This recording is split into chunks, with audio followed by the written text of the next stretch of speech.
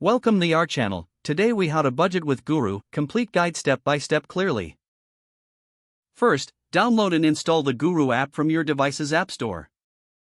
Open the app and create a free account by entering your email and setting up a password. Once in the app, familiarize yourself with the home page interface. Click on the dashboard to view your current financial status. To start budgeting, go to the budget section located in the main menu. Select Create New Budget to set up your first budget plan. Choose a budgeting category such as housing, food, transportation, or entertainment. Set a spending limit for each category based on your financial goals. Add expenses to each category by clicking on the Add Expense button. Input the amount, date, and any notes related to the expense. Regularly review your budget by accessing the Budget Overview section.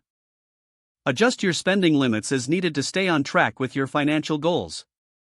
Utilize the Reports feature to analyze your spending habits over time. Take note of trends in your expenses to identify areas for improvement. Create alerts for when you are nearing your budget limits for specific categories.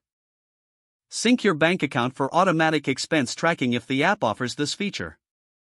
Consider setting aside a portion of your income for savings with the Savings Goals option.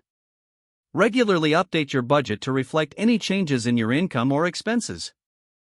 Utilize the community forums within the app for tips and advice from other users. Stay consistent with your budgeting to achieve better financial health. Remember, budgeting is a dynamic process that may require adjustments over time. With dedication and the right tools, you can effectively manage your finances using Guru. If the page does not load, refresh the browser or try again in a private or incognito window. Make sure you are using the correct email address, then retype it carefully to avoid small typos. If your password is not accepted, use the reset option and create a new. Check your spam folder for verification or security emails, then complete any requested confirmation steps.